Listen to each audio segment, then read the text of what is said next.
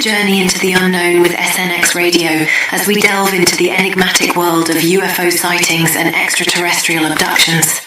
Join us for conversations with leading experts and individuals who have encountered these otherworldly beings, uncovering secrets about their experiences, contact stories, and the profound implications for humanity. Listen as we reveal the incredible narratives of those who have undergone alien abductions, shedding light on the psychological and spiritual impacts of these encounters.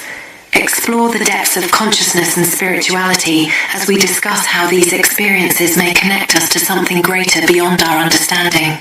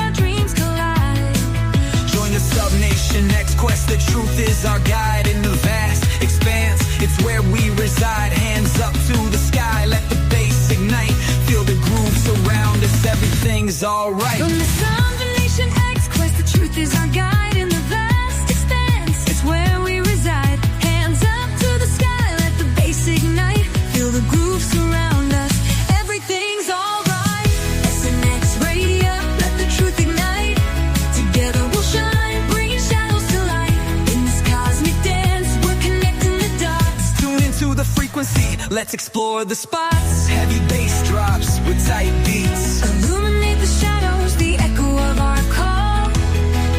On this roller rink we'll never fall. Feel the energy rising, can you sense the spark?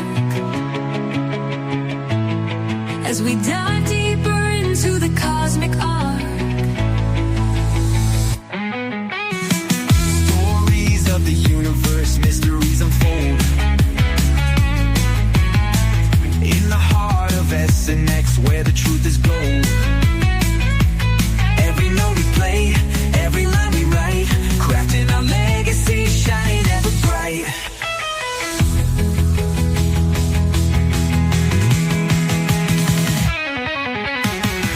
SNX Radio, let the truth ignite. Together we'll shine, bringing shadows to light.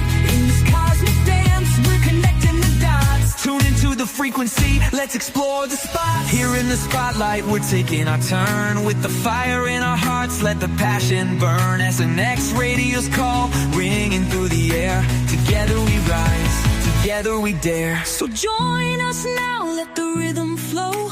With SNX Radio, we're ready to go. Unraveling the mystery side by side, we stand hand in hand. In this dance of truth, let the story expand.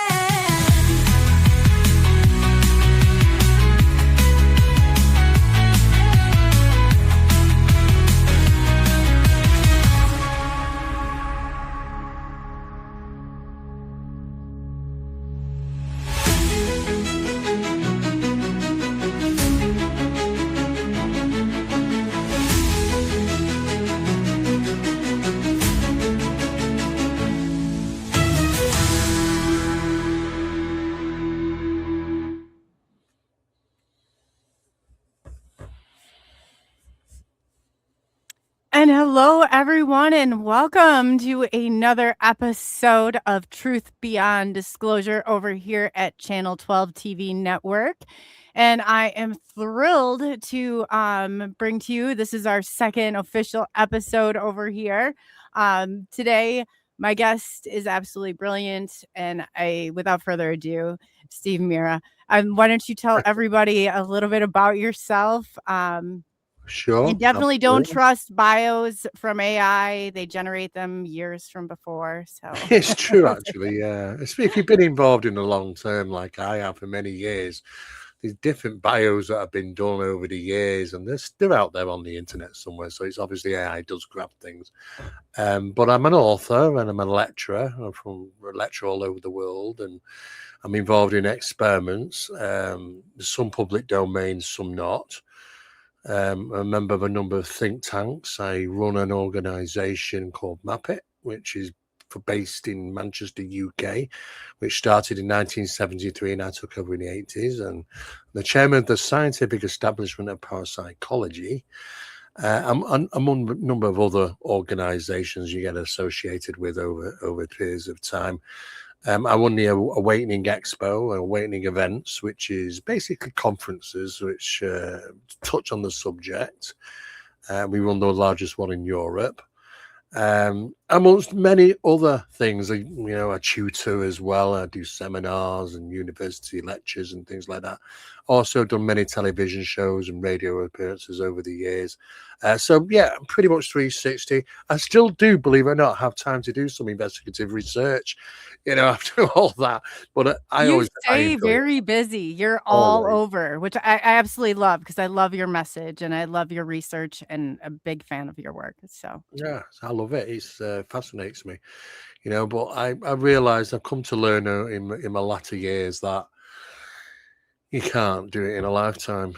It's not achievable. I'm hoping to put maybe a little dent in it and get people, really opening their eyes, taking the blinkers off, and looking at the whole world of, because it's all associated.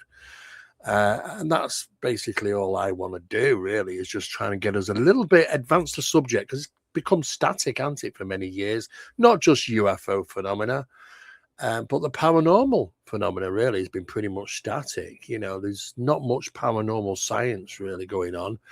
A lot the of the great television minds shows are of the same. thinking, we haven't Yeah. had somebody, really outside their box. You're definitely outside the box, but Oh we well, need there's a more. number. There's a few I work with. Nathaniel Gillis, which is one gentleman from Ohio who I do work with. He's an excellent researcher.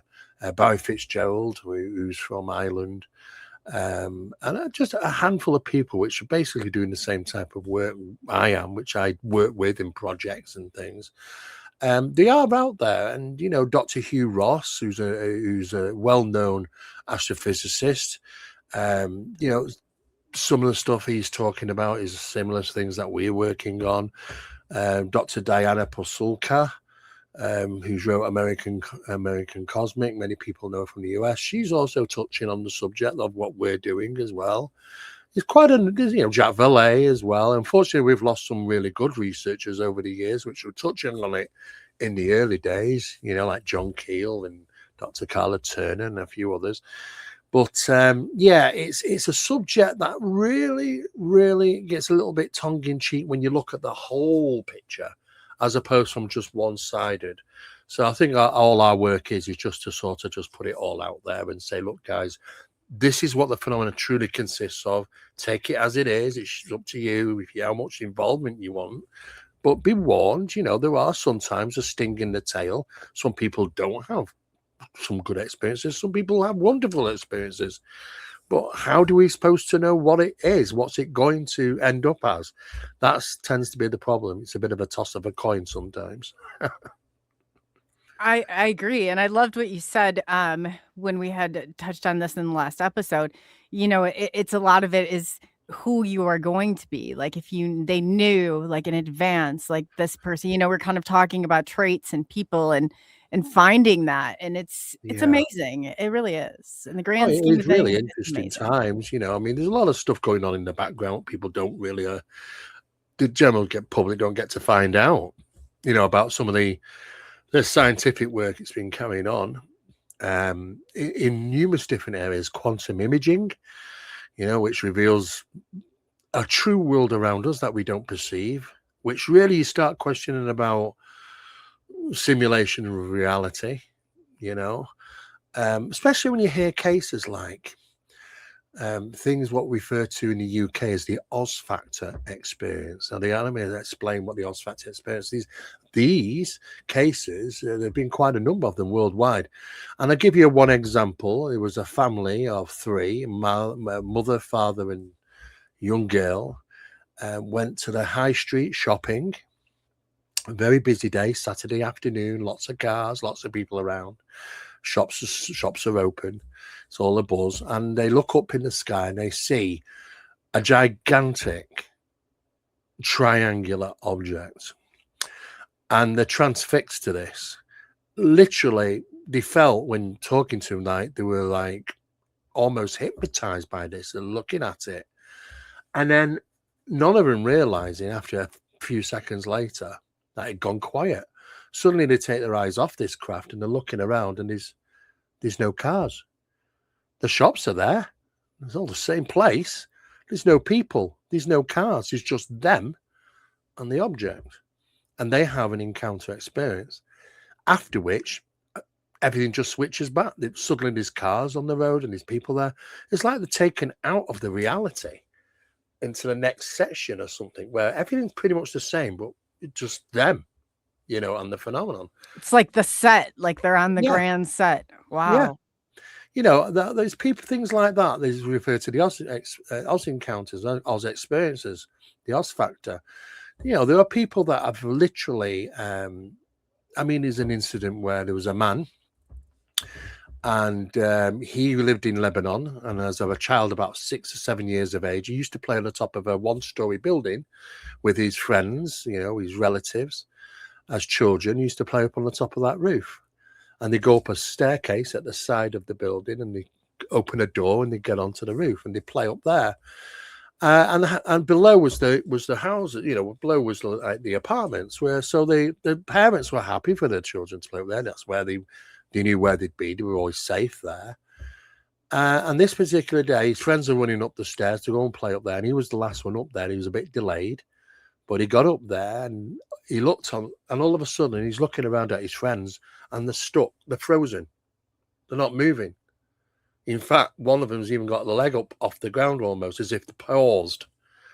And he's going up and he's touching them and, and trying to, is it some type of game, this or something? No, they were absolutely just not there. They were just like statues. He goes up to one of the elder boys, who's a bit taller than him, and he's prodding him. And he realizes, because he's looking up a little bit, there's something in the sky above him. Only about 30 feet away, there's an egg-shaped object with a black screen, a windscreen, which you could kind of see through. And he's looking, and he can see two beings, not human. And one of them's looking at him and looking at the other one, as if to say, why isn't this guy frozen? And that was the last thing he remembered. And he ended up waking up, and they were all playing all together on the rooftop. And they were gone for 2.5 hours, all 7 children. Wow. Now, the parents did go up there, and they said, look, we went up 2 or 3 times. They didn't believe the children. They're punishing them, slapping them on the back of the leg, saying, you're telling me lies, where were you? We were up there. We were all up there playing. No, you weren't. We all went up there a few times. None of you were there. And they were just paused. So can they pause? Just pause you and go about your business and put you back without you even knowing? Or do you think some people are players and other people are kind of the pawns or the actors, I guess, so to speak? I don't know. They were only children, and there were 7 of them, and they were all lost 2.5 hours of time.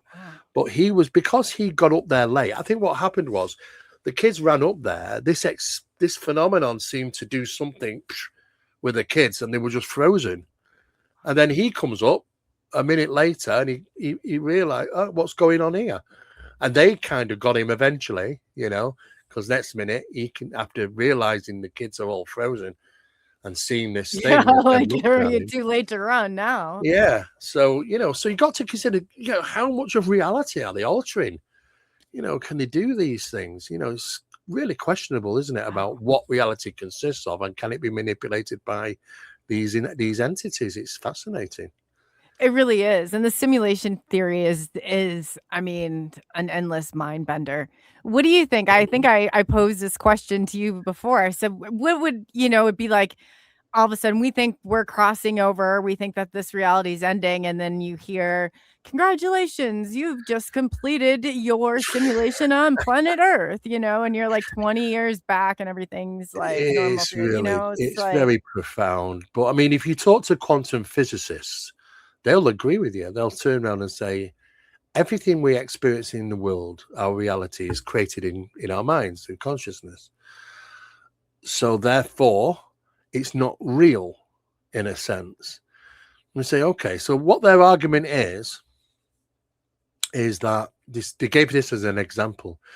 Well, you have a kitchen, don't you, at home? I said, yes. He said, right, that that kitchen's there, yes. Is it there when you're not there? And I said, well, yeah. How do you know? Well, I can put a video camera up or CCTV camera and so on. Yes, but the video camera is only filming what you expect it to film. I said, well, how do you work that out? And he said, it's known as the double slit experiment. Yes. Oh, yeah. And the double slit experiment yeah. proves that things act differently, the electrons in items, when we look at them. And when we don't look at them, they change.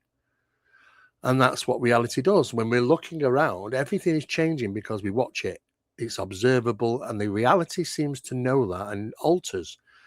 When we turn away and don't look at it, it changes back its form, as if is it real or isn't it real? Do we bring it into realism in our reality? It's so strange trying to wrap your head around that. But what's interesting about the double slit experiment, they thought, the scientists, when they realized what the double slit experiment consisted of, they thought, well, how are we going to do this? Well, I'll tell you what, we'll set a video camera up, because we can't watch the waveform collapse because we're watching it. We need to be able to watch it without watching it to see the effect is. It's a set up a video camera, and it didn't work because the reality that we experience knows that we're going to watch the video camera, and therefore the waveform still collapses. It doesn't make any difference if we set up a video camera or not. So what was also interesting is that they decided to bring in some animals, because the only way to look at it was to look at the data, because you couldn't set up a video camera. It won't work because it knows you're going to observe it. So they set up, these computers to monitor the data, and they can see it collapse. Anything that we watch, the waveform collapses until you put an animal in front of it, like a chimpanzee or a monkey. It doesn't work for them. It only works for us. Wow. So why is reality geared just for humanity, not for a chimpanzee looking at the waveform, see if it collapses? Doesn't work for them. Only works for us. And then how is it? Is it changing to the unique perspective of the individual, or is it something like anybody observe it? As soon as you observe it, I mean, if you might look at this pen in my hand, that pen's now reacting differently because we're looking at it, the electrons in it. But if we're not looking at it, then it forms back to its different state. And the thing is, well, how can we test this? Well, if we put a video camera on it, it makes no odds if we're not looking at it or not, because the video camera's watching it. It knows that we're going to look at the video camera, so it still does it. And that's the problem. It's very, very, really, really weird. And this is when it started getting into quantum entanglement and quantum mechanics and quantum physics. And there's a whole world of stuff there that says nothing is what you expect it to be. Nothing. Everything that, I mean, there's even scientists that say we can't even understand why we see the way we see, because according to our eyes, everything should be upside down. Yeah, yeah. But the brain somehow, for some reason, turns it around. Correct. We don't understand why. Right. So many things we just really don't understand. But so is that where they're going with the cloaking? Yeah. I mean, do they have that type of technology where they can cloak things and observe things in there's a few different versions of cloaking technology about bending light around. Anything, we can only see anything, even a pen. We could only see this because light is hitting it. If we remove the light, we remove the source. So how can we make this that it doesn't receive light? And that, when you start to get into is nanotechnology, technology and metamaterials, which do not require light to hit them for them to exist. Therefore, you don't see them. Cloak, you've got aircraft where it mimics what it sees above and projects it underneath, so you don't see that. But that's not really cloaking. That's it's just in a sense of visual invisibility, they call it. It's a method of disguising or cloaking itself like a chameleon. But there are a number of different cloaking devices, things which have been created. Oh, for sure. And I'm sure they're using some of them and all. Oh, yeah. That would be interesting, to be able to observe some of the stuff and not know it was being watched. Oh That's yeah, there's even people with for which of I mean, you might see it in some of the Bigfoot sort of documentaries. There's some very interesting ones, and it was called. It was a Bigfoot documentary, and it was paranormal Bigfoot. You know, and when you started looking into that, it was about Bigfoot hunters, which are out there in the forests and the jungles and all that, trying to find these things. And something gets caught on camera where it looks to be, and to look at it, it's like watching the film Predator. You yeah. can only see it because it moves, and it's something that's seemingly blending in and bending light around it. And honest to God, it's like looking at something out of the Predator movie. It's incredible. And I've got 6 of these independent videos so far. You can imagine that they're rare to find because it's hard to know, hard to see. They're just Yeah. caught randomly. But there's definitely what looks to be some type of upright figure which has some cloaking. Now, I don't know if it's some guys out there which have got the technology and they're running tests, or it's the phenomenon which cloaks itself. We just don't know. Oh, your sound's gone off.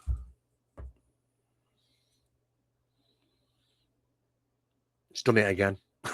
It's what you were saying before. There you go. Yeah, no, so what do you think about I'll edit that part out. I'll just note 2135. Yeah.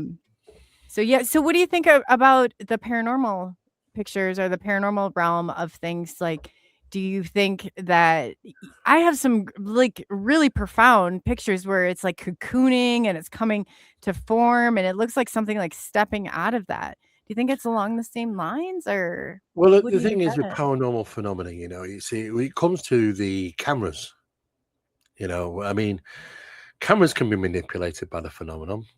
Um, Even going back to plate photography, and then into your negatives, when people actually hold film can be Yeah, manipulated. Now, even digital technology, they can be manipulated by phenomena. So we don't know truly what the process is of how they manipulate it, but they can do, and it's been demonstrated. That's a problem regarding the physics of this phenomena, because we've had film that's not even been loaded into camera, and yet they put images on there. And how do they put images on a roll of film that's not even been opened and put in a camera?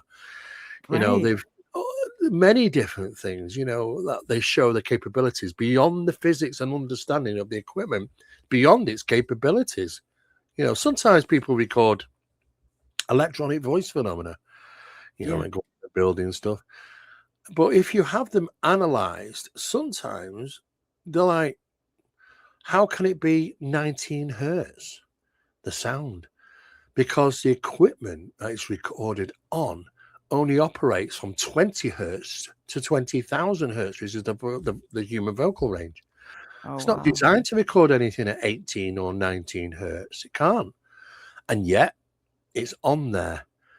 That's another problem that we can't. I mean, we worked with Olympus. I mean, we were sponsored by Olympus. We're using Olympus equipment, and we had Olympus technicians, and they couldn't answer it because it's beyond the capabilities of the equipment. And it works. There's no parameters. There was. I've got recordings of anomalies in space where there doesn't seem to be any parameters of whispers and things like that, even underwater. People that were diving in an old shipwrecks in Bermuda, and they got recording mics, aquatic recording mics, and whilst they're diving through the ship, they're picking up vocals wow, and recording them. So, the parameters of water or vacuums or no air and things like that doesn't make any difference. When you start getting into the paranormal mechanics of stuff, you start to realize that it's not as simple as we think. I mean, how they How do manipulate. you tell the difference? This is what I have like a hard time doing. How do you tell the difference between something that is like a cryptid, like because I hear them described the same way. I'm gonna pull this up. Maybe this will help. Oh yeah, And something that is I don't know if you can see this or not. I'll try and get it bigger on the screen. But I don't. Can you see that guy right there? yeah, Yeah. So this is like literally, we're out paranormal investigating, doing whatever, and it's I've heard like Bigfoot, or not Bigfoot, more of like a dog man or something described as something that's not quite, because it's obviously Oh, that's not interesting. quite here, but it looks like it's That's entering. well, you see, I've seen these many times through experience. That's a materialization, and you know how it morphs. Yeah. It's materialization. In other words, it's not created a form as yet. It's pre-manifestation process, Oh. and that's what it does. It's Pre-manifestation. I've actually got the video of this sort of thing happening, and it's like a gel. It's trying to function and move itself in a way to be something. Sometimes they don't reach full manifestation, but sometimes the pre-manifestation is just kind of going like this sort of a thing, and which So you is that can photograph. something coming into do you think that's paranormal, or is that like Yeah, it it's something looks coming in. Yeah, it is. It's its manifestation. face, it doesn't look like it's human. It's got like almost like a pig snout to Well, it, and like a it's not decided on what form it's going to take. That's Oh, the I see problem. what you're saying. So, Yeah, okay, it's like a it's shifting. It's super. before Oh, it picks out what archetype it would be. oh, That's what you call ah. pre-manifestation manifestation. That's the pre-manifest So before it that could be become somebody then on our tour and me not know it? I mean, can they come that solid and that Oh yeah, for sure. Oh yeah, absolutely. Yeah, we've got all those sort of things through the experiments. We've had it taking place in front of us, ah, it's like a but they cocoon that started came off just around with it. shapes and stuff, but then it merged into something which looked Wow. like a figure, and then it merged into something else. So it's kind of, and you can photograph and film at that pre-manifestation there in time before it becomes archetype or whatever it's going to be. Oh, I didn't get to see the end version, and I think I'm a little thankful on that one. Oh, So and people were standing there. I'm like, you can't see this. It's like, and the lady's stepping back as it was like a cocoon, like spun around it. And I was like, is this some sort of like metamorphosis? Like, of yeah, what is going on here? But it was definitely looked like it yeah. was stepping right out of some other world. And I've seen something like that on a number of times manifest, into something, but some of them don't hold it. Some of them can't hold it. Some of them attempt to, but they don't quite make it. So they end up just being this amorphous, moving shape type thing. do they phase back then into their world? Like he went back Yeah, home, I they hope. don't seem to have they don't seem to have enough energy to be able to pull the whole thing off. It That doesn't mean they energy. won't attempt though. And this is when we have so many people saying, well, it was amorphous, it was a shape, but it didn't really. Well, that's because it's all the attempts of trying to manifest into something, and it Mm. doesn't quite work, or they haven't got enough energy to do so. What's Therefore, we just what do do you that. think about the cemetery? Like its location for I don't really feel like when I go there as a medium, like I don't really feel the people that are deceased there. But there is stuff that's lingers Well, around that's always there. there's stuff everywhere. Just people don't realize it. I mean, you know what? Maybe you're Many more in people go to tune at a cemeteries. cemetery. Sometimes up to 6 to 10 people. Sometimes, but you can go into many places which are 6 to 10 people. If you've got that intent that you might see something, the prior knowledge, that expectation, you can do pretty much anyway. It's not like cemeteries are all haunted, because I don't think they'd really want to hang around them. But they're places where people will go, and of course they're interested in people. And if you've Yeah. got 10 people or 6 people wandering around a cemetery in the middle of the dark night, that's going to catch their attention.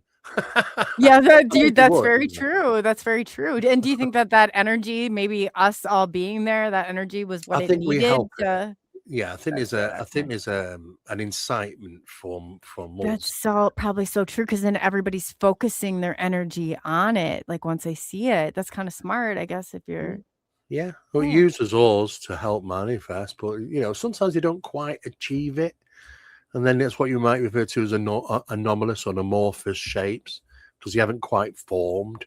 Beginner, yeah. Yeah, so you do get that. It's what you refer to as pre-manifestation. Looks very similar to the stuff I've got. Wow. You know, yeah, it's interesting when that happens. So Especially great when you how get a did photo of you it. Yeah. Oh, yeah. I've got tons of them. How did you get? What drew you into all this? I know the experience at 7, but I mean, there's a difference. Whether I don't know where they cross, it's like there's similarities, but yet the paranormal has a category that's much Well, I different don't on its separate own. them because I think the problem is that we do separate them and compartmentalize them. We say, well, that's paranormal and that's UFO and that's cryptid. I don't think we should do that because the crossovers, I think we should just throw it all in one great bucket and call it phenomenology. Yeah.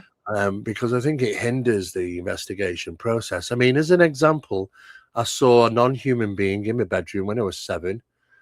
But then I was plagued with a jester for about 6 years. Strangest things. There was a laurel bush in my back garden, big rubbery leaves, thick. It was about maybe 6 or 7 foot tall, but it was about 4 foot wide. And being an only child, used to play out there in the back garden. Sure. And a horse's head, white horse, would come out of the laurel bush and talk to me Wow. and ask me questions. Now, I used to think, I'm looking at, as a child, looking at this going, how does a horse fit in there? I mean, I wasn't even thinking of the fact is, why is it talking to me without Yeah, better moving? yet. It wasn't moving its lips or anything, and yet I heard it talk. But I'm more curious is, how does it fit in there? And that happened a few times, but then a small figures, I saw balls of light came through my window into my room, Oh, yeah, the worst. yeah, the shadow figures and The you darker name than it. dark. Yes. Darker Yeah. than dark, you can always, yeah. It's because it's void of light. I was just telling you about void of light. Mm-hmm. If light doesn't cast on them, it's darker than dark. Yes. You know, I can see them yeah, in a pitch black dark room. You can see them moving you around. can. The Oh, darker yeah. than dark. It's strange, but it's the voidness of light. Because So what do you think those are? Are they just well, we call them shadow figures, and but what if you really want to get it down to that? The crux of it is the old referencing to them. They're referred to as jinn. The shadow beings are referred to jinn. Also, the balls of light are also referred to as jinn, smokeless fire. It's and then those are across the paranormal. Like the first craft I saw broke off into, I think 7 or 8 of them. yeah, that's S- it. They were referred to and seen as jinn. It was just different terminology.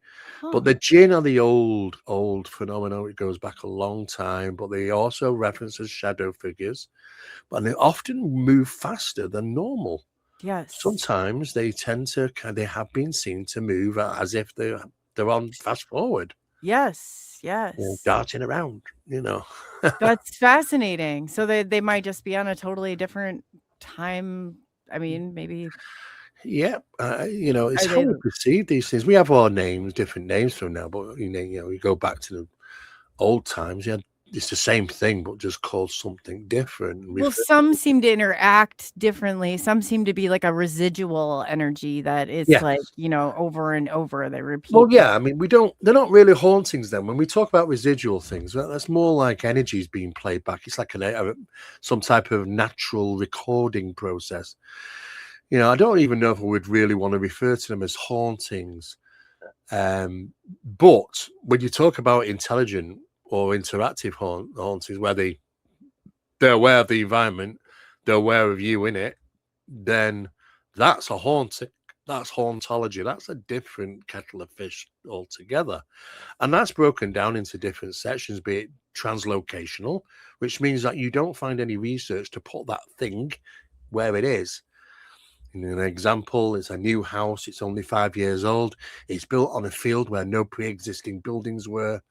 And the people are in there are seeing apparitions of Second World War soldiers. What's a Second World War soldier got to do with a 5-year-old home? And this is in England, the war, this soldier, whatever they're saying, would have been overseas fighting the Germans, not in the field, which has never had any construction on it. It's like, okay, it's translocation. It's like it has no connection to the location. But then you get many which are localized, which is locational stuff, which is associated to the ground or associated to the building or the people within it. And the thing is, sometimes you can have a haunted location. And if you build a house on that haunted location, it's like capturing a fly in a glass. You end up with phenomena taking place in the building because you caught it in the action. So hauntology is a fascinating thing, and it's usually long term. Hauntings tend to last for quite a considerable length of time. You can't, it's not easy as going through and just being like, all right, time to go. I mean, there's a process once it's there. Well, yeah. I mean, many years ago, scientists used to say, well, there must be anything we see apparitional wise, because there's a difference between apparition and ghost. Right? There is a difference. Yes. But they used to say anything that's seen like that must be things that are past, which must have souls. Well, that's okay. And you can kind of go, okay, so if we see a ghost cat, how do you know cats have souls? Well, they argued the point, well, if cats dream, because we know dogs do, if any animal dreams, then it might have a soul. That was the idea, And he thought, okay, so if you have a soul, then it can be seen. But what about things that are not even living? Ghost ships, ghost planes, ghost trains, ghost carts, carriages. Yeah. What about them? They're not got a soul, so how does that work? And then it kind of went out the window. They kind of went, well, you're actually right. We don't actually know them really well. It's okay to, That's you know what? yeah. It's all right to hypothesize, to try and come up with ideas.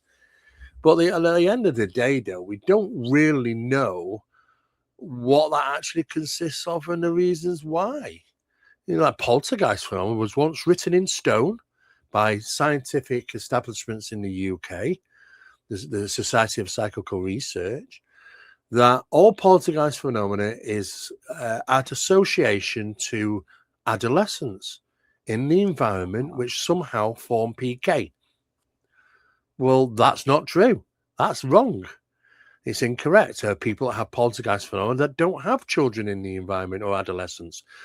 There are sometimes phenomena of poltergeisting. Poltergeisting can take place in a home where there's nobody living. You don't have to have a human agency to have poltergeist. They're independent. And what was very interesting that we looked at a case not too long back. It's in my file system here from Lancashire in the UK. And they were having poltergeist type disturbances. And there was a young boy. And they thought he might have been responsible somehow of generating this intelligence of this entity, or whatever this entity was. But it would throw Lego bricks around the room and toys. Wow. And sometimes they do it like literally flying so fast, you wouldn't even see them. Just suddenly it hits the wall. Occasionally, though, he was hit by them. And most poltergeists don't normally cause injury. They want to sustain fear, not drive you away. But in just a few cases, it happens. People have been hit by things. This young lad was being pelted now and again by fast projectiles of Lego bricks in his bedroom. Wow. And they tried to move him to different rooms, but he couldn't help it. Danny from last night, he got hit in the head with a shovel, like a paranormal. Yeah. It lashed, he said, a couple different times, showed some scars. Happen. Yeah. It's rarer, because most poltergeists don't. What most poltergeists like to do is it just misses you. And then you go, oh my God. The fear. If that hit me, that could have killed me. It's the fear of it. It wants to generate, that fear. Doesn't really often want to do that because we might just turn around and like, well, that's it. I'm out of here. I'm not coming back here again. They don't want that. You can't take energies from people that are not there. So most of the time, they don't really want to drive you away. But you just get those rarities, then yes, it happens. But this young boy, after a while, started getting a pain just above his leg, his knee and his left leg. And his mother was concerned, took him to the doctors because he had a little bit of a red mark. And his mother asked, did a Lego brick or did a toy hit you? And he said, no, Mum, I just woke up and it was red like that. And it was hurting him for a few days. So he went to see the doctor. The doctor said, well, I think I'm going to need to you're going to have a trip to the hospital. He's going to have to be scanned to see if he got a fracture or something like that. Well, this is quite remarkable because he went to the hospital and they scanned it and did an x-ray. And lo and behold, there was a small, tiny piece of Lego in his leg. Oh, And wow. what was really interesting is that there were no place of how it got in there. There was no mark, no scar. There was no entry point. So he had to have a mind. It was a little bit red because of the infection, because his body was reacting to it. And the pain, you see, was caused because there's an infection, because there's a foreign object in the body. So, of course, he had to have a minor operation to take this little Lego piece out of his leg, so she did end up with a little scar afterwards just to remove it. But what was very interesting is when you look at the science of it, how the hell did that get in his leg? Well, there's only really one feasible way a poltergeist phenomena can have a Lego brick appear inside someone's leg, and that is apported. It's apported a Lego piece into his leg. Wow. That's the only feasible approach regarding poltergeist phenomena, because we hear about apports, because he had no point of entry, no scar, nothing. And then when you start to think about that, you think, well, hang on a second. When it comes to alien implants, they don't find an entry point. How did he get in somebody's hand or somebody's leg? Yes. And you think, I wonder if they're ever ported in. And if they are, then could be a connection between the physics that's involved about these things. It starts getting very interesting. But how the hell has he got it's only a small little piece of Lego, but how the hell it was in his leg? It can only be a fascinating. It's how it all happens. Daryl Sims, he's coming on tomorrow. I love getting his take on it. Daryl will tell you about these type of things. Yeah, I'm gonna have to ask him now. Like, I mean, he sent me a ton of cases where I've looked at it, and I'm like, just like you're saying, how did they get where? There might be some bruises around that area, but you don't see an entry point. That's very interesting. It's so strange. We can't understand the physics that's involved. I mean, things that are found under black light. You'd be surprised what you should be surprised when it comes to people's experiences and what they discovered in black light. And you wouldn't even know. To be honest. He brought forth a good. I used to talk about in the very beginning in 2017 July is when I had my first encounter, but by let's fast forward 2018. I would say January, February is when it really got weird. The high strangeness went all the way I call it the tour. I don't know what else to call it. Abduction seems, So anyway, I described to him the beings that I saw, and I said they were like that old fluorescent paint that used to, when I was a kid, we used to paint them on. They're kind of yellow, kind of whitish, really looking. And I was like, I think they absorb light. I think they glow, or, and fluorescent. And then like all these years later, when Daryl was going to come on my show, and then I'm like, the fluorescent, there goes the fluorescent again. And then he's like, actually, if you had known, you could have taken a black light to that. And people often for a few days have that seeped on their skin, or, it's just like some of those things that you don't realize. And I'm like, it is. Yeah. You don't even realize just physical contact with some of these beings can even alter your skin at a molecular level.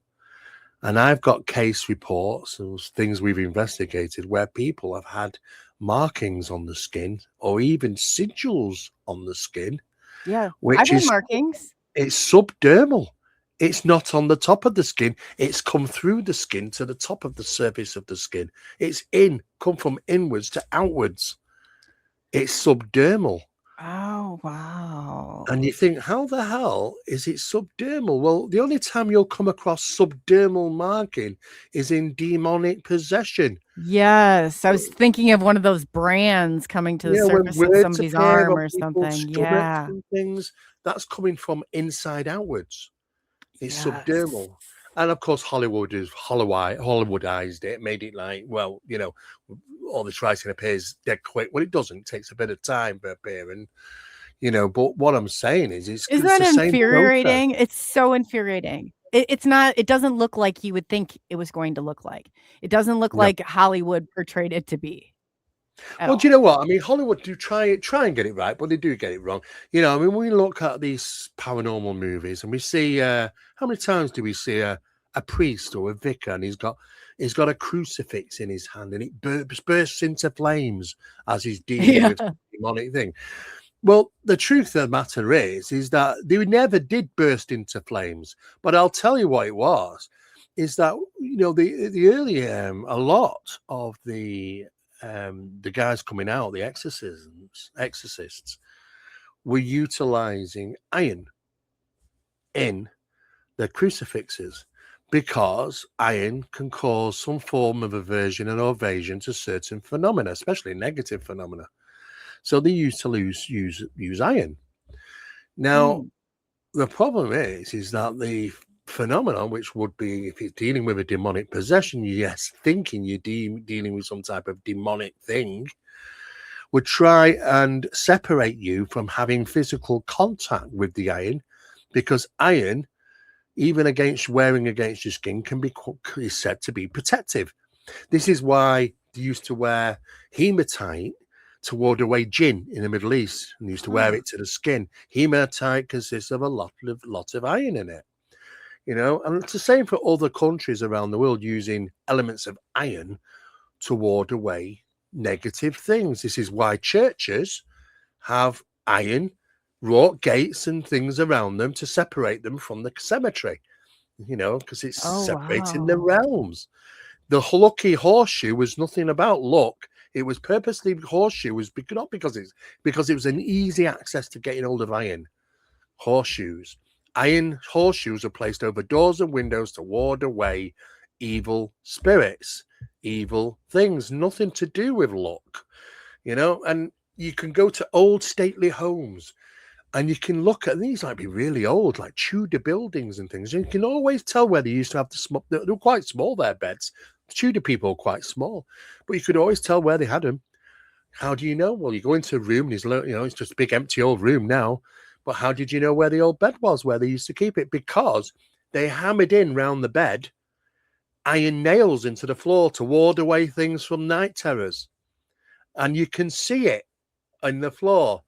The floorboard, you can see the rectangle mark where the bed sat. There are hundreds of cases like this. In Ireland, they put iron across cribs to stop the babies being abducted at night by the phenomenon. In Germany and Scandinavia, they ran iron rods into fields to ward away things that might come and take their livestock, or, you know, do terrible things with the livestock in the middle of the night. There's hundreds of cases of this. So where we're going that with is obviously the whole point of having iron to your skin would ward away, or help you ward away phenomena. But the thing is, when they built these crucifixes out of iron, sometimes when dealing with an exorcism, the phenomena was trying to get at the priest. But the problem is, the priest is in physical contact with iron, and it wasn't helping.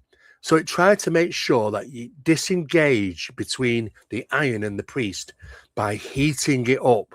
And it got so hot. I've got photographs of the burn marks on the hands of priests from doing years of exorcisms, because it heats up the iron.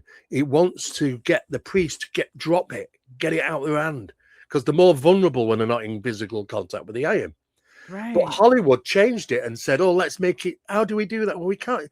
It's a bit difficult to show it. Let's have it burst into flames. Well, no, it never really did that, you know. So there is elements of it, you know, but they've twisted it out of comparison as to what the movies really represent. So what do you think it is with the crucifix that it seems to work, and it seems to be very bothered by it? Oh, yeah, it doesn't like symbolism, you know, but it's only it's only if you believe in it. I mean, you know what? If you go and take that to a Middle Eastern country, the crucifix, it'll do nothing for them. Why? Oh, isn't that Because there's no belief, there's no intent in it. No intent like it would work. You've got to believe it. It's on we empower it. But of course, if it's made from iron, because, you know, exorcist priests use iron crucifixes. Why did he use iron? Because they knew, you know. Wow. That's the whole point. And the thing is, when it comes to exorcisms, you know, you've got to pretty much do your homework and know that you can win it. because it's not good if you lose it. It doesn't end Oh well. gosh, no. Have you ever been a part of something like that?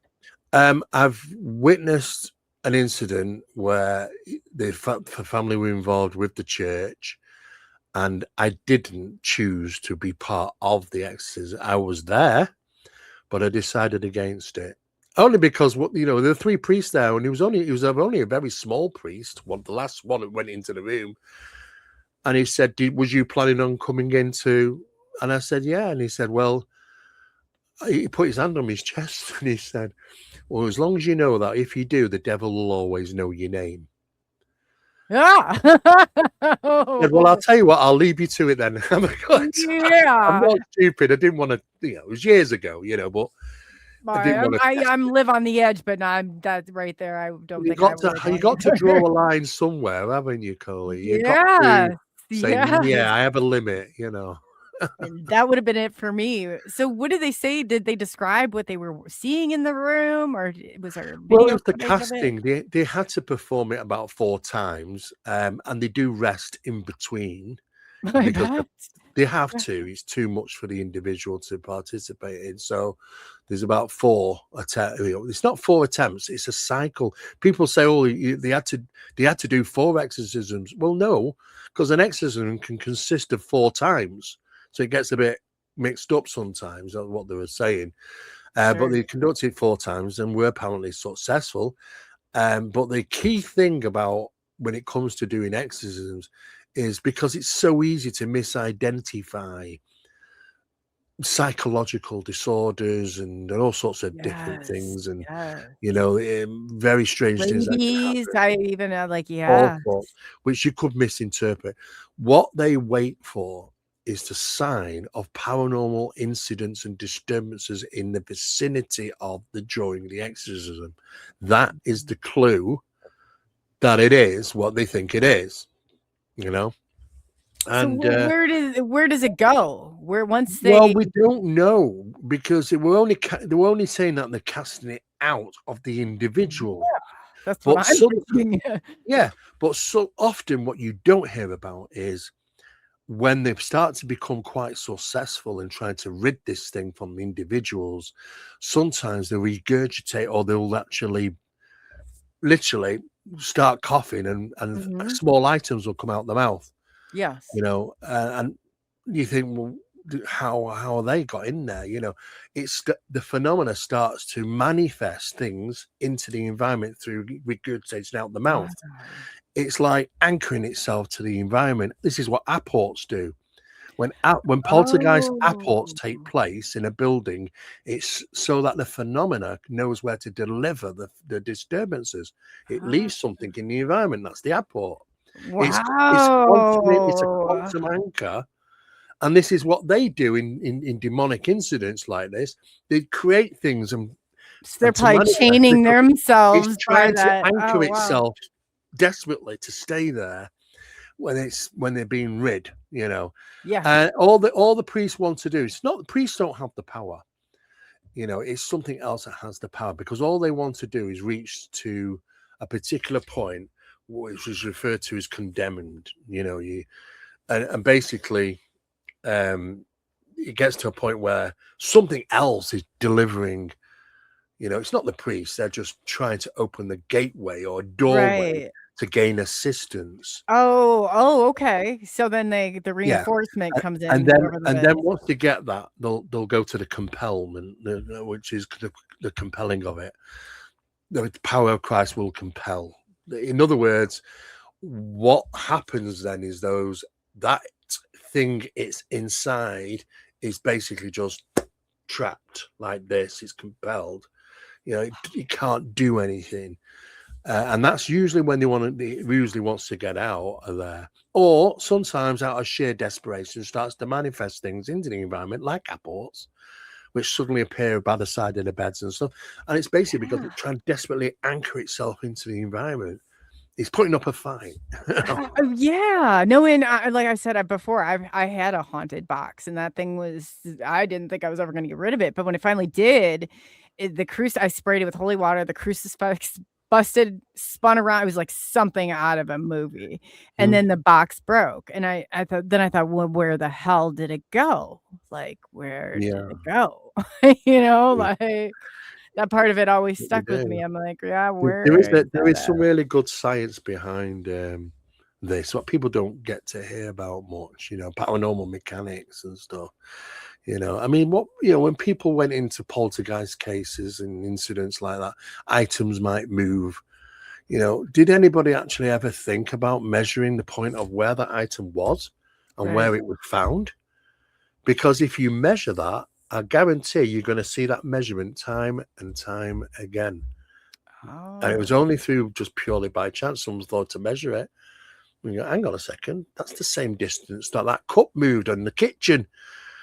There's a mechanics to it wow. on a lot of occasions, Just kind of figuring out their science and how it It's a applies. figuring out their Okay. science. Yeah, it's the physics of it. And there is a physics of it. There's a mechanism.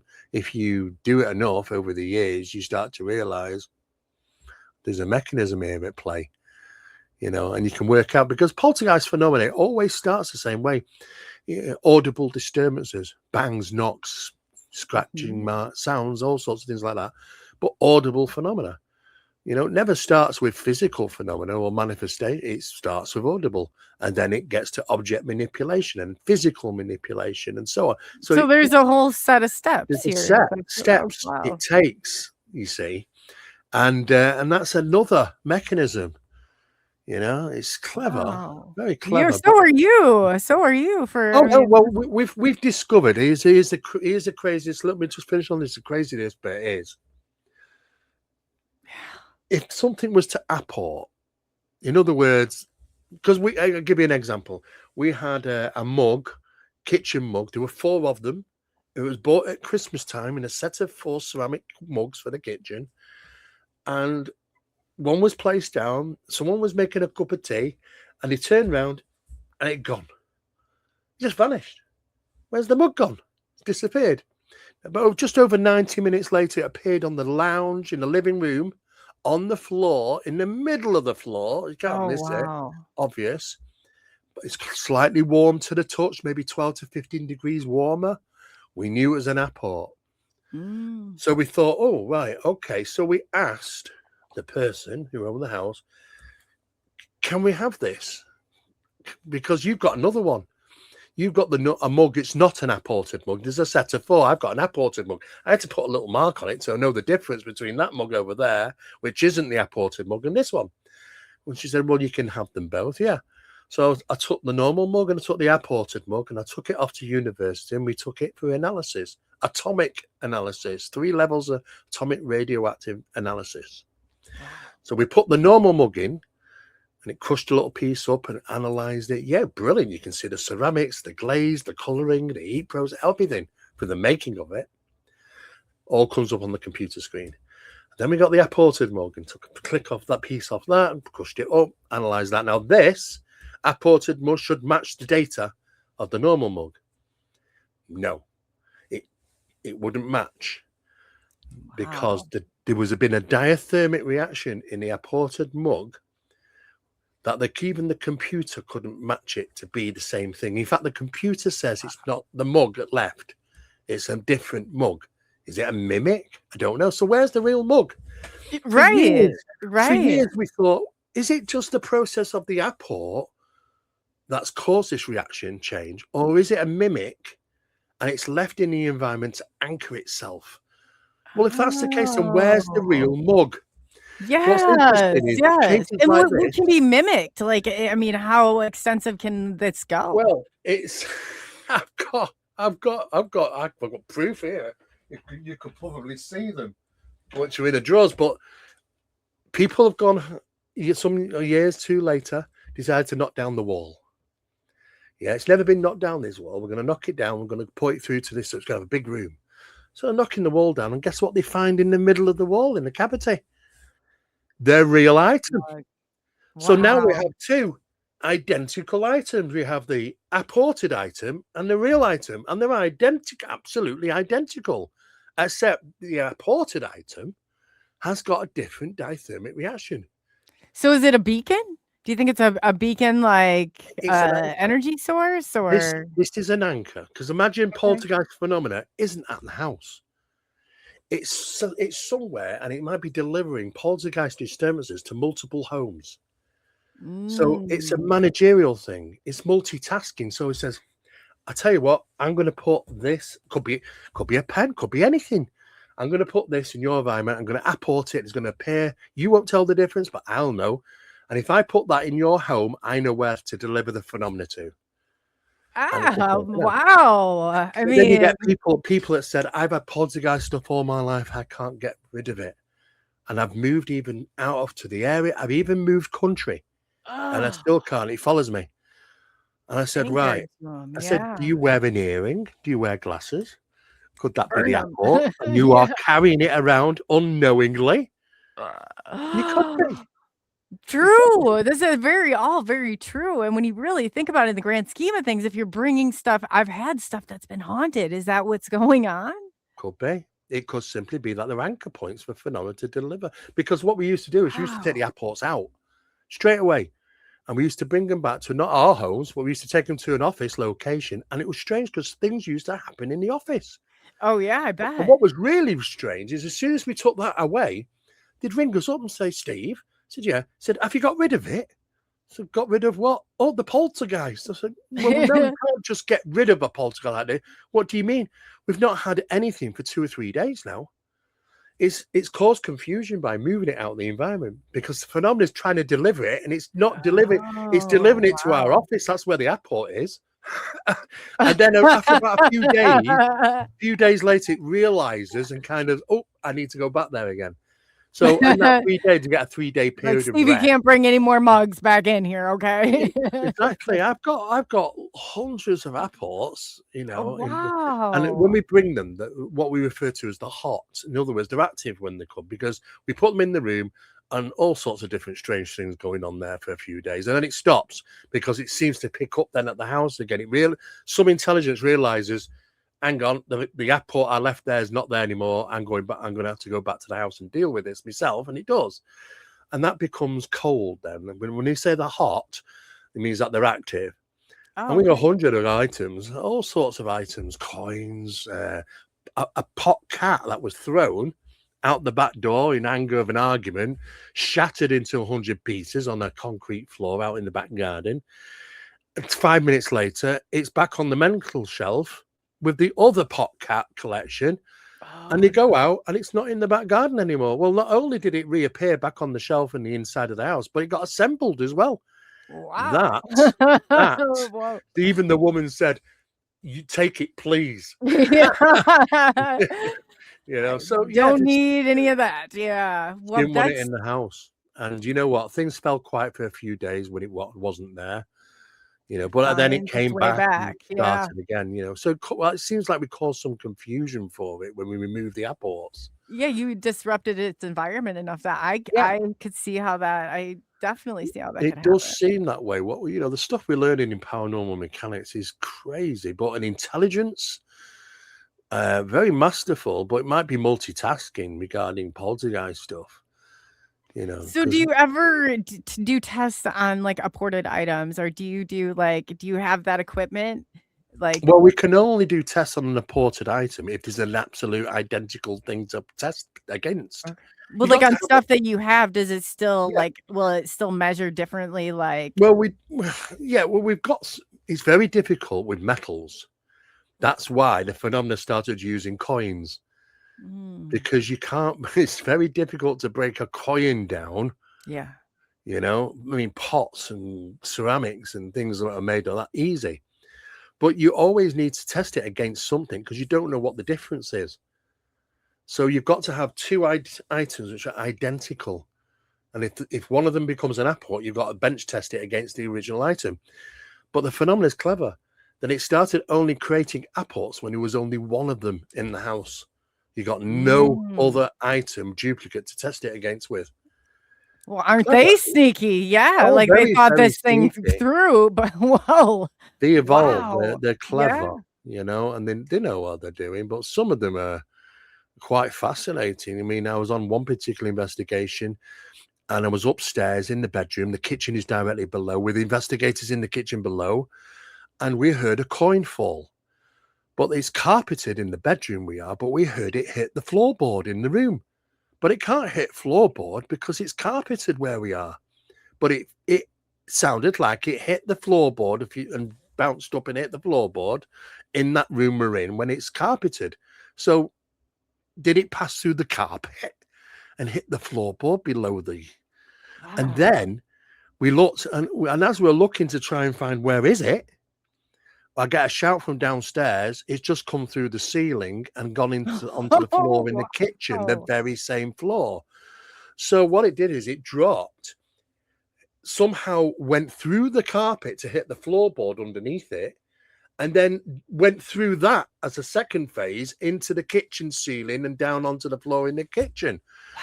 So it kind of manifests and demanifests and manifests again. So it's not just once it can do it. It can change. It can do it more than once. Manifest, demanifest, manifest, demanifest. And That's so we got that amazing. coin. I'm like, wow, I've been impressed. But I've seen stuff like that before where it's reported and it drops down. This is before AI cameras or before. And it is, I mean, there's a whole, but now that you put it like that, people are running up and grabbing these gifts now. I'm like, you don't know. You don't know. Well, yeah. Don't I really mean, go there. it can cause, yeah. I mean, they've definitely been hot when we've took them away from the environment straight away, because we're trying to help the people here and take control of the environment. So we remove apports immediately. Yeah. And it's usually hot for a few days. Sometimes it's been up to 4 days that there's been stuff going on in the location where the apport has been taken to. But it's been quiet at their end for 4 days. So it's like it's followed the apport until it realizes, and then that suddenly everything goes back to normal in the place where we're keeping the apports. And stuff starts up at the house again, so it's kind of confuses the matter to some degree. That's It's a lot of it too. I think it's buying some time. You're jamming that signal or doing whatever. Maybe, Yeah. which makes you think then that it's a deliverance of phenomena to the location, and you're using apports to anchor itself to know where to deliver the phenomena to. So it makes you think now. But then, like people say, if the phenomena is following them, there's a good chance that maybe that their earring got apported. Some people keep their earrings in all day, every night, for months, years sometimes.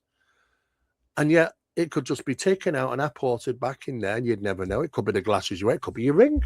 I know. That's great. How Is would you there any know? way of can you take a K2 meter or something to it? Will I have a higher Well, no, you're not going to read electromagnetic? diathermic reactions with any of that type of equipment. I mean, you might get some slight heat transference at the first, but it'll dissipate I'm very going quickly. to go through my whole room. Well, yeah. Like, But if it's happening, look, it's clever enough to know that if I'm going to do it, I'm going to do it whilst you sleep. And you won't know if I've apported that ring off your finger and put it back on. so much stuff back And from even if it's haunted 12 degrees places. warmer, you're going to wake up during your sleep process just because of 12 degrees difference in the feeling of your ring on your finger. Probably not.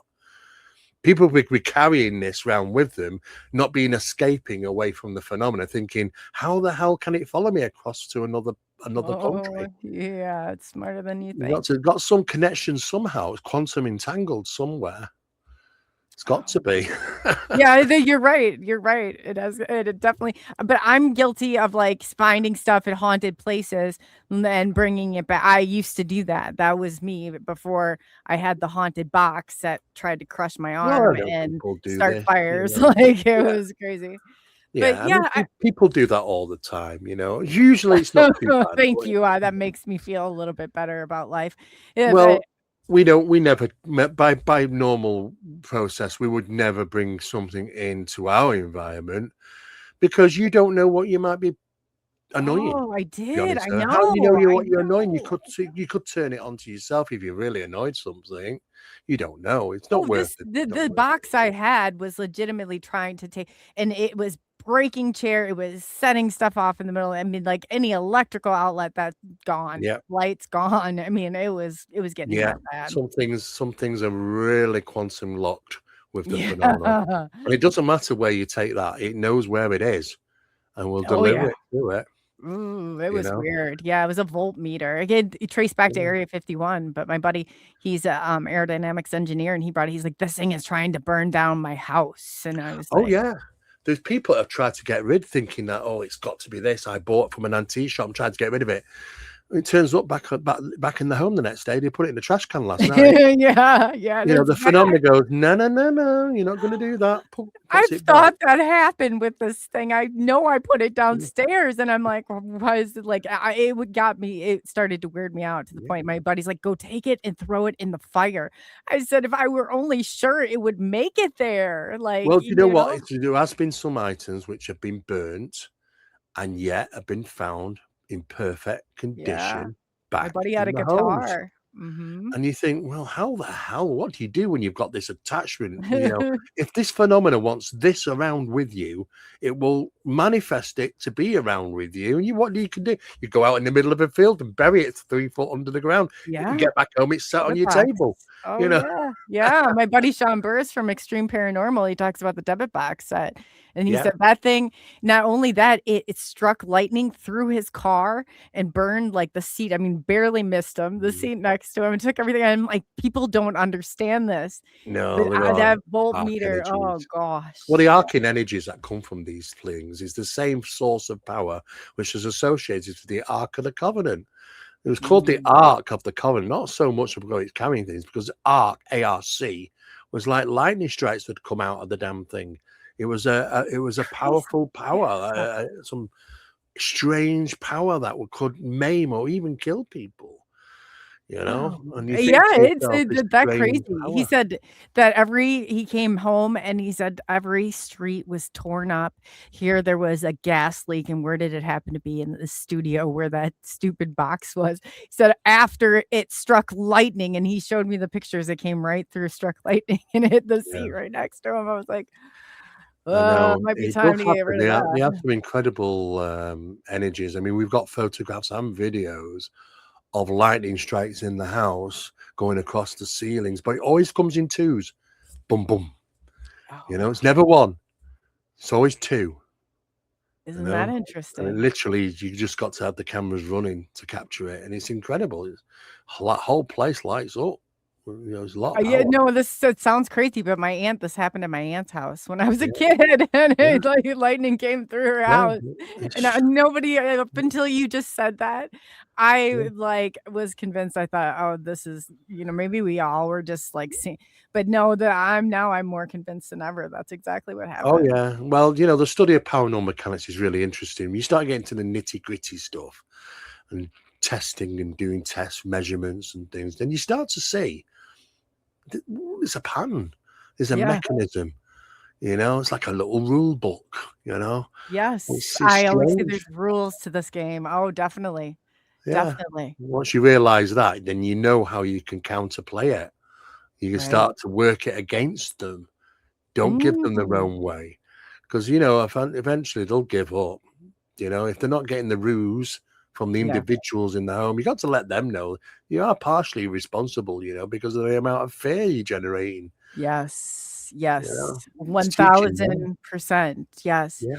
Well, Mhm. I just I wanted to thank you so much, and I would Yeah. love to do another a part, and I know, like, I'll give you a little bit of time break, but there's another section that I would love to hit with you. You're absolutely wonderful. You're Okay. amazing. Your research is just, I'm really, I've done mine, and for me to say this, so I'm thankful that people such as yourself are paving the way and leading the way in this, because we do need that. We need Yeah, this we do need we to. need integrity.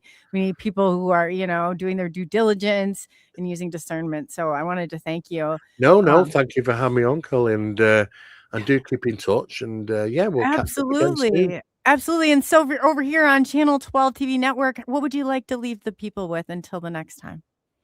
Well, you know what? I've wrote a couple of books on the subject of poltergeist stuff. I actually conducted a thorough investigation of one that took place in Seattle, and it was probably the most controversial poltergeist case haunting as well, because it combined, was both. This is why you don't make these boxes up of that's a haunting, that's a poltergeist, because you can get a mix of Right. strange stuff that went on there, and it was pretty incredible the things that went there. So they've got a book out there which is called the House of Fire and Whispers. But if people want to go to the Supernatural Files YouTube channel, on there is the full documentary, an hour and a half raw documentary of what we experienced whilst we were there, the Supernatural Files. And the documentary is called Demons in Seattle Uncovered. Yeah, because it was a thorough investigation that we did, and it was quite alarming what the stuff that we picked up there but it's on the Supernatural Files YouTube channel, and you'll find it on there. Yeah. And then is that at the Steve Mera official? No, this is on my colleagues. So it's called the Supernatural Files. That's the name of the YouTube channel. And on there, if you look through, in the videos, you'll come across one called Demons in Seattle Uncovered. That's the full documentary, an hour and a half documentary of our live raw investigation of the location, which was pretty incredible, to be honest. Wow. And that's available there, and I also have another book out, which is the Rochdale poltergeist case, which was where we had water formings flowing across the ceiling, and we had the water analyzed by a laboratory, and it was very, very strange, Wow. So yeah, it's interesting what poltergeist phenomena can manifest. Yeah, I would love to go in and do next time you come on and do a deep dive into that. Yeah, we can It do. We is can talk more fascinating. about that. Absolutely. Yeah, and then your website. Can you let everybody know where to find you? phenomenamagazine.co.uk is the main location, really. There's a free magazine that we put out. It's the largest magazine in the world. We have 1.8 million readers over 12 countries and 4 different languages. And it goes out free every month for people to read through. And it's just used for networking, but it's been going for about 18 years now. And that's free to download on there as well, and details about other things that we're involved in. So phenomenamagazine.co.uk. But most people who just want to get hold of me is just really type my name in Google, Steve Mera, Mera, because I do so many things all over the place. It's easier to just do that rather than give you lists and lists of this is how, this website. Yeah, I know. Website. I agree. But just don't depend on AI for the updated information. Well, it was good in its time, but the thing is, because people have been asking me for bios for years, and sometimes I just do another one because that's old, but then before you know it, you've got about 20 bios. Yeah, no, you're definitely right. I think AI is going and picking just random ones, with picking the random cherry picking them. I agree. Yeah, I agree. That's what's happening. And then I guess what would you like to leave the audience with until next time? Well, I think, if anybody's really, really wants to get into this stuff, regarding the science behind the paranormal, they have to look at paranormal science stuff. They have to look at credible work which has been done by scientific departments, because that's really fascinating, about the studies that they're doing. And just like we're doing the studies, we don't want to know about it's another haunting, it's another ghost photo, or it's another video, because you know what, they're fantastic to get, but it doesn't really give us any extra help as to explaining what these things are. And I think once people realize that they are in control of a lot of this stuff, the phenomenon doesn't want you to know that, and we can help, get rid of things in homes. It's just depending on how we react and stuff. So I think the best process is we've got some videos up there on my channel, Steve Mera Official, which is a YouTube channel, and I've got videos on there as well in regarding paranormal phenomenon, poltergeist infestations, the things that we discovered, things like that. So we deal with all aspects of things, including crypto as well. We deal even cryptozoology stuff, the Bigfoot. Oh, wow. Oh, yes. You're into everything. You are into everything.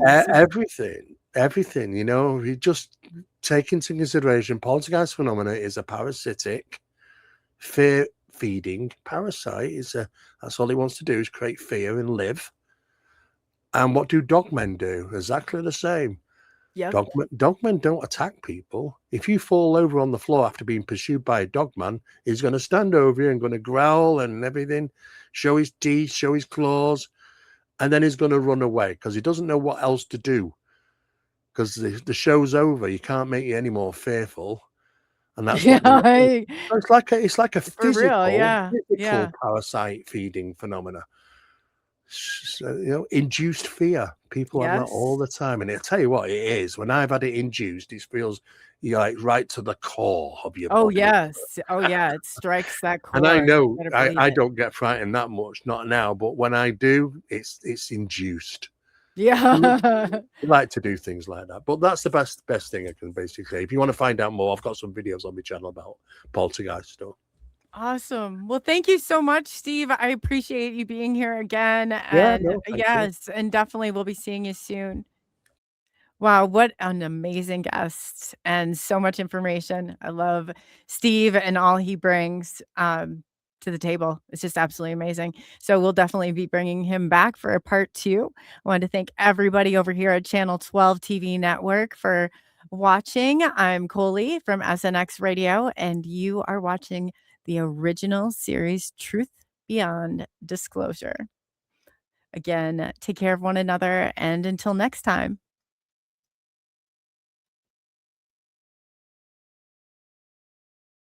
SNX Radio invites you to unravel the mysteries of the cosmos with us as we dive into UFOs, cryptids, and everything otherworldly. As we navigate the night, we investigate the unknowns that spark our curiosity and challenge our understanding of reality.